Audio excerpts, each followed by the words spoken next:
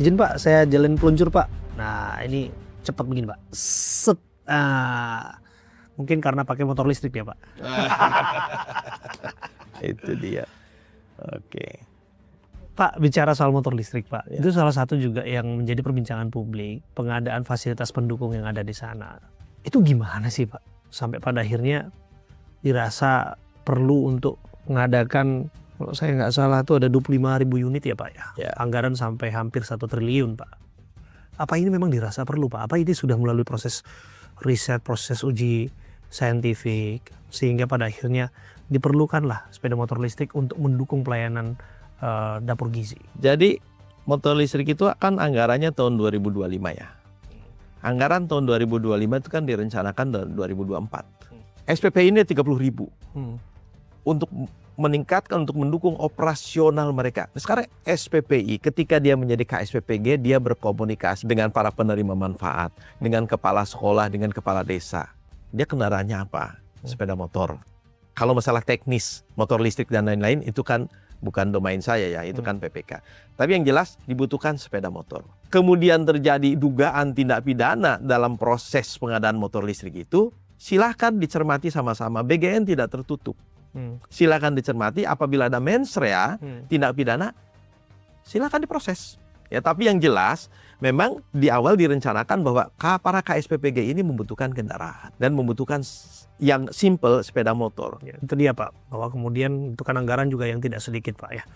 Tengah bawah disebutkan tadi bahwa bahkan BGN pun merasakan bahkan menyesuaikan efisiensi. Dan ini kemudian hadir. Ada juga pernak-pernik yang lain juga, pasti Bapak dengar juga ya, kritik pengadaan ini, itu, dan sebagainya. Gitu kos kaki gitu ya Pak. Itu jadi begini, gimana ya muncul dari tiba-tiba seperti itu Pak? Boleh, memang menarik ketika mengaitkan. Jangan-jangan nanti apa kaitannya bolpen dengan MBG. Jadi begini, sekarang 27.000 SPPG. Setiap SPPG dipimpin oleh kepala SPPG. Supaya kepala SPPG ini memiliki pemahaman yang sama, bagaimana pelaksanaan program MBG, bagaimana melakukan kegiatan, dan lain-lain, seluruhnya harus sama. Berarti mereka harus dididik. Mereka dididik melalui program namanya Sarjana Penggerak Pembangunan Indonesia. Ingat nggak waktu kita SD? Pakai seragam nggak? SMP pakai seragam, SMA pakai seragam. Lah 30.000 mereka dididik, masa nggak pakai seragam? Kaos kaki merupakan elemen dari seragam itu. Jadi jangan juga nanti muncul bolpen. Kenapa? Oh ternyata ada pembelian bolpen. Untuk siapa? Untuk para SPPI yang dalam pendidikan. Jadi bukan anggaran MBG kemudian dibelikan kaos kaki, tetapi memang ada anggaran yang dialokasikan untuk pendidikan SPPI. Yang mereka adalah diproyeksikan menjadi para kepala SPPG. Nah itu dia Pak, bicara soal kaos kaki kan Pak, barangkali mungkin ada anak-anak kita yang di daerah terpinggirkan juga yang barangkali lebih membutuhkan hal-hal seperti ini kan. Dibuat komparasi Pak. Betul. Sekolah yang masih reot, kemudian anak-anak sekolah, jangankan kaos kaki ya, sepatu pun kadang mereka nggak punya. Kita dengar juga ada yang. Tapi berbicara sekolah reot, tahun ini luar biasa loh, Presiden membangun, merenovasi sekolah-sekolah. Sudah ada berapa ratus ribu sekolah yang direnovasi. Kan? Yang sebelumnya tidak seperti itu. Gitu. Jadi Bapak melihat bahwa ini bertahap lah ya Pak ya, berproses kemudian sampai pada akhirnya MBG ini bisa sampai pada sekolah-sekolah yang butuhkan Pak. Nah begini Pak, bicara soal anggaran tadi Pak, Bapak bicara soal penegakan hukum, pengawasan dan sebagainya. Saya mau konfirmasi satu hal Pak. Ini kan soal desas-desus. Kita wartawan nih dengar satu informasi belum tentu juga terverifikasi kebenarannya. Dan kami melakukan verifikasi itu secara langsung. Sempat diisukan ada OTT Pak.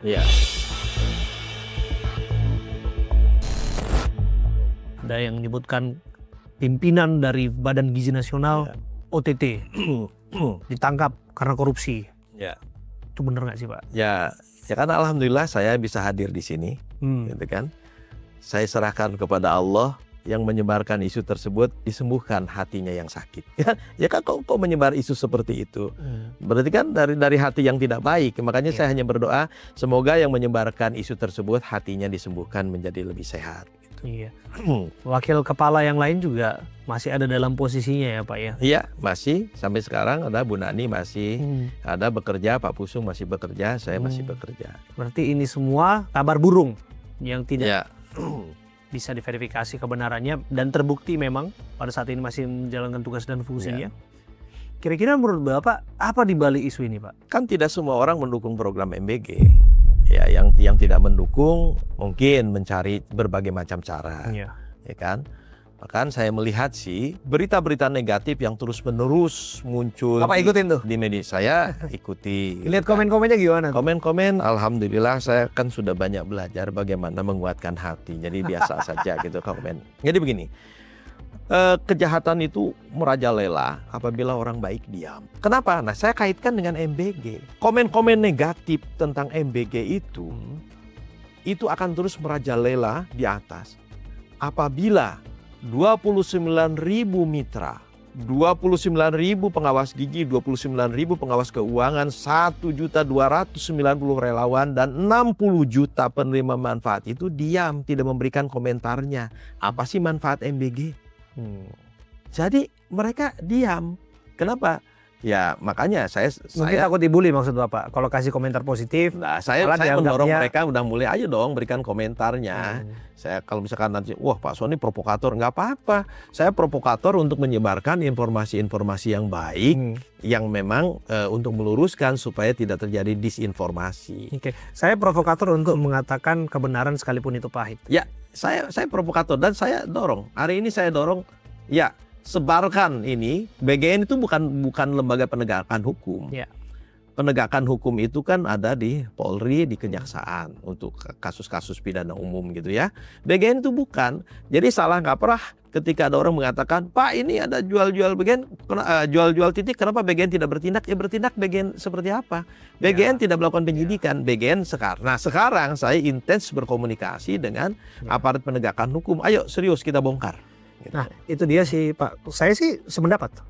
Kalau memang dirasa bermanfaat, jangan khawatir untuk menyatakan pendapat. Ya. Dan guru-guru, orang tua murid yang merasa terbantu, ya ayo. Saya rasa ya silakan speak up. Saya positif, minta juga katakan kebenaran ya memang kebenaran, tapi katakan salah ketika ada kesalahan. Iya. Katakan perlawanan ketika ada penyalahgunaan. Menurut saya Pak itu juga sama halnya, dua hal. Ya. Dan bicara soal manfaat Pak, saya rasa sih tidak sedikit yang merasa memang ini memang program yang langsung bisa dirasakan sih Pak. Itu langsung kena tuh ke masyarakat yang membutuhkan gitu Pak. Tapi banyak juga ya Pak yang tidak sedikit yang beranggapan persoalannya bukan di programnya Pak, tapi eksekusinya gitu. Ya. Itu yang hari ini juga sedang dipercakapkan Pak. Ya, makanya kan begini. MBG ini apabila zaman Presiden Soekarno, Presiden Soeharto, Presiden Habibie, Presiden Gus Dur, Presiden Megawati, Presiden SBY, Presiden Jokowi yang terakhir itu sudah ada atau kemudian sempat berhenti, sudah ada dan sempat berhenti. Kemudian Pak Presiden Prabowo ingin melanjutkan, itu mudah. Program yang lama di ATM, amati, tiru, modifikasi. Masalahnya adalah dari nol menjadi ada. Program MBG ini dari nol yang tidak pernah dilaksanakan oleh sebelum-sebelumnya, tanpa mengurangi rasa hormat terhadap apa yang dilakukan oleh para pemimpin negara kita. Program ini baru ada zaman Presiden Prabowo. Sehingga dari nol menjadi ada, itu ada transisi. Ada tahapan. Ada tahapan. Bahwa kok belum sempurna, kesempurnaan itu ada tahapannya. Bagaimana mungkin BGN yang hanya personilnya ada 2 orang pada bulan Oktober, yaitu kepala badan dan wakil kepala badan, dituntut untuk bekerja bulan Januari yang hanya tinggal 2 bulan lagi, yang pada waktu Januari tanggal 6 itu ternyata ada 190 SPPG operasional dengan 2 orang loh, kepala BGN dan wakil kepala BGN. Bagaimana sistem tata kelolanya, bagaimana dan lain-lainnya. Nah, untung alhamdulillah ada relawan-relawan yang bekerja. Nah, jadi apabila melihat sekarang kok program MBG begini banyak, tolong dilihat, jangan menggunakan kacamata yang sekarang dengan kacamata yang sempurna untuk proses-proses awal yang tidak sempurna. Ya. Untuk mendapatkan 190 itu jungkir balik seluruh yang ada di dalam. Pak Pusung, Pak Jimmy Ginting, Pak Suwardi, semua termasuk saya diberi tugas cari orang-orang yang mau mendukung program MBG yang nanti Januari akan dioperasionalkan. Loh, kenapa tidak disosialisasikan? Bagaimana menyosialisasikannya? Karena BGN belum punya humas, BGN belum punya kop surat juga waktu itu belum ada. Jadi kita telepon satu persatu penjelasan. Belum ada juknisnya lah ya Pak. Belum ada. Jadi kamu mau nggak mendukung program ini? Gimana syaratnya? Coba kamu nanti bikin dapur, kamu juga tolong siapkan dana untuk dana talangan 900 juta lah sebulan. Untuk mendapatkan itu perjuangan yang harus diapresiasi, termasuk mitra awal 6 bulan pertama itu yang harus kita apresiasi mereka-mereka yang, waduh ini belum pasti nih program MBG berjalan lancar gitu kan. Tapi mereka sudah mau. Kalau sekarang berbondong-bondong jangan ditanya Pak. Nah, makanya jangan dilihat berbondong-bondongnya sekarang dikaitkan dengan yang lalu. Ya ini karena udah tahu katanya Pak 6 juta per hari insentifnya Pak. Ukurannya. Ya. 6 juta per hari itu dirasa juga kan sampai ada yang joget-joget viral juga itu. Ya. Ya tapi ya itu namanya reaksi ya Pak. Tapi lepas dari itu ya Pak, ada juga yang nggak joget-joget. Tidak sedikit juga yang tadi Bapak sebut kritik, bahkan menolak untuk mengelolanya Pak. Hari ini yang ramai kampus. Kampus menolak untuk bangun dapur gizi. Nolak tawaran-tawaran seperti lain sebagainya Pak. Tanggapan Bapak?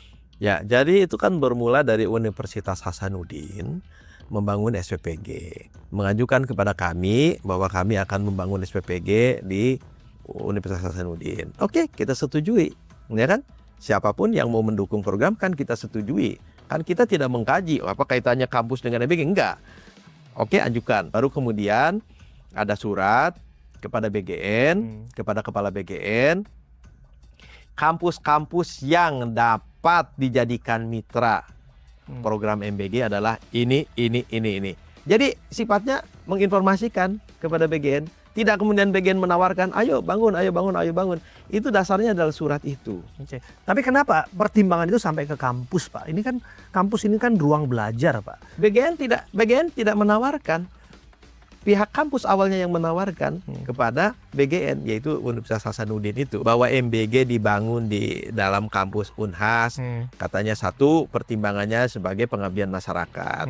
Yang kedua, untuk bahan nanti kajian apakah bagaimana dampak dapur ini terhadap perkembangan ekonomi sekitar. Dan ya itu sah-sah saja pertimbangan dari kampus. Tapi BGN fokus kepada bagaimana program MBG dilaksanakan. Bahwa tidak kemudian berupaya untuk pelibatan secara organisasional, institusional kampus yang mana dia adalah wilayah ruang akademis, disebutnya ini adalah kebijakan yang politis. Tidak.